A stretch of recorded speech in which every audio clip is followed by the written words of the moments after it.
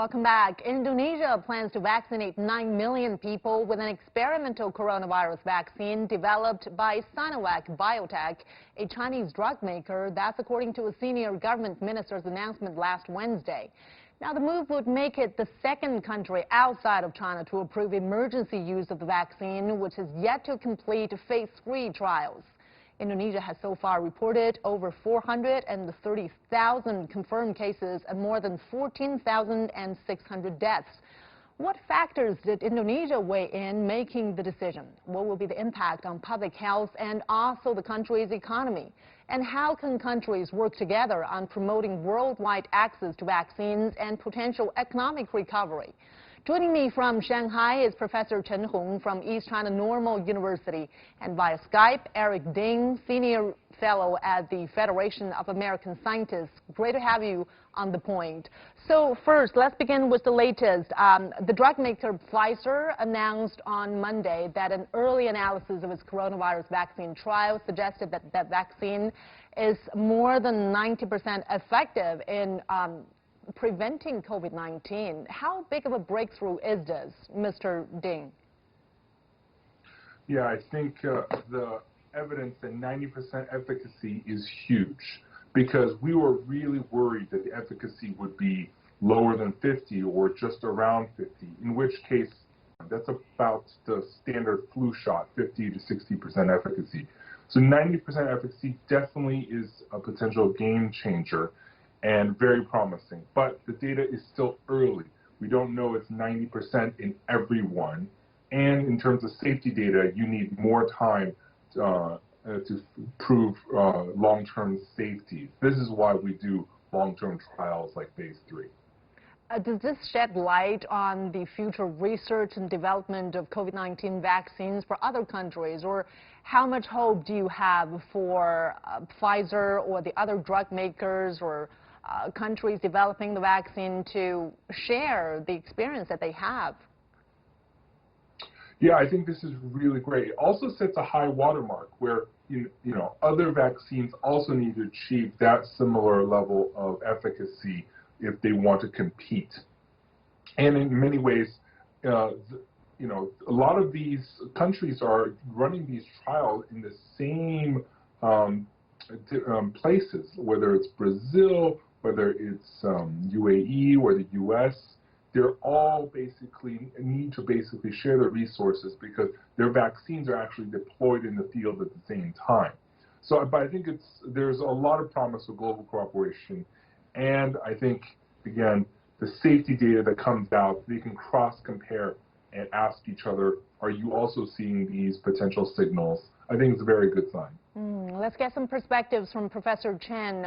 Indonesia has been hosting a phase 3 clinical trial for the vaccine developed by Sinovac. And of course, the trial is expected to be completed in the next few months. And so far, no serious negative side effects have emerged. That's according to Indonesia's health ministry.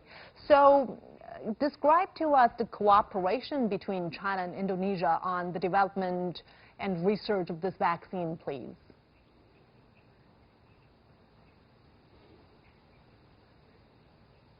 Yes, because actually Indonesia has a relatively smaller number of confirmed cases, but that is because of a less vigorous system of testing and also contact tracing. And so actually the Indonesian economy has been undergoing a series of negative economic growth.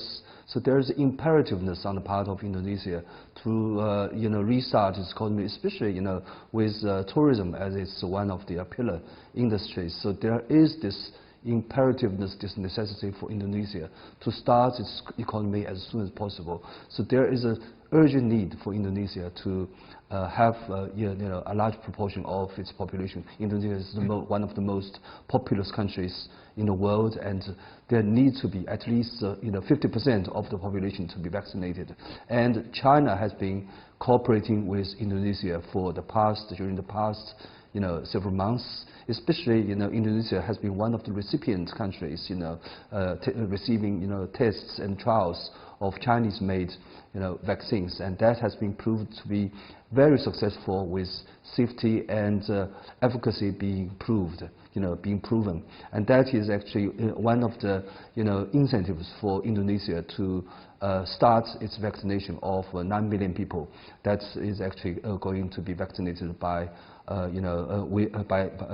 Chinese scientists, and that is one thing. On the other hand, Indonesia is not only a recipient of the vaccine candidates, but also actually it is going to be also, according to some cooperation agreements, Indonesia is also going to be being the distributors of the Chinese vaccines once it has passed the phase 3 trials, and also even participate in the manufacturing or the manufacturing process of the vaccine. So in other words, Indonesia and China, these countries are going to have a very sanguine, healthy prospects of cooperation, especially in the R&D and even manufacturing and also distribution of their vaccine. Yeah, and this final phase of testing is crucial to know whether or not the vaccine is effective.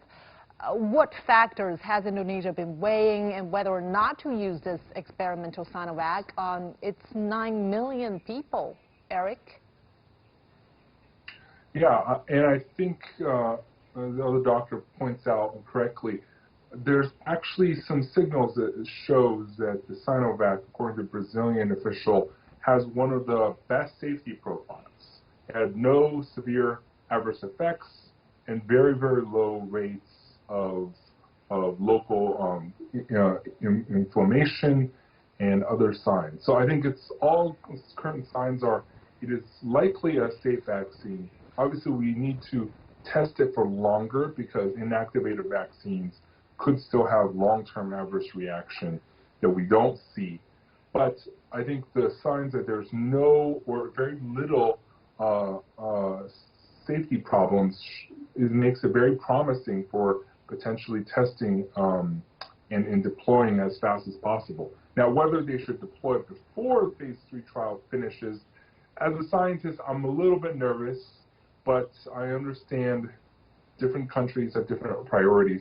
But we should also be careful of vaccine hesitancy.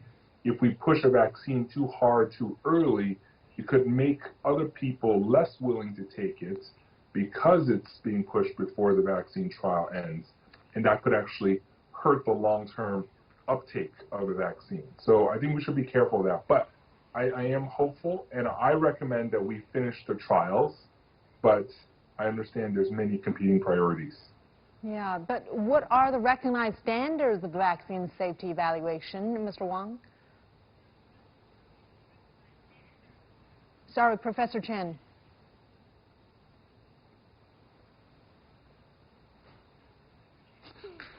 Okay. Yes, for the vaccine to be, to place part in the fight against the virus, the most important thing I think is safety, because there have been some reports around the world in a number of countries and also regions reporting about death, as part of their trials, on their patients. I think that is actually one of the most important things that actually I agree with Dr. Eric Dean, that we should not be pushing too strenuously on the production of their vaccine, because definitely safety is the important priority that we should be attaching to their vaccine development. On the other hand, obviously, international cooperation is very important, because there's a lot of things to share. China is not going to monopolize and only commercialize the vaccine, as President Xi Jinping pledged solemnly in May this year at the WHO, that once the Chinese-made vaccine is available for the markets, the vaccine will be made as a global public good. I think that is a very important guideline for the not only for the manufacturing and the production, but also for the future, distribution of their vaccine. Sure. We're running out of time, but I really want to get last thought from you, Eric. China has pledged to make the vaccine a global public good. Just how much anticipation or expectation can we expect from the world? Yeah, there's a lot of expectation about the vaccine. And I think the global public good is really critical because unless every country, high income and low income, can get the vaccine, we're never going to be able to stop the pandemic clearly, as you can see now, until every country can get it. This equitable access is so important. That's why the WHO has organized the COVAX initiative, which China is participating, and U.S. hopefully will participate with the new administration. But that is really key. This global public good, so every country and low-income country can afford it and access to it, is so key to stopping this pandemic.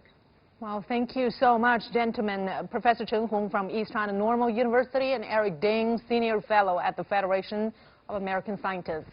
Thank you so much for watching this edition of The Point with Liu Xin. I'm Wang Wumang. See you next time.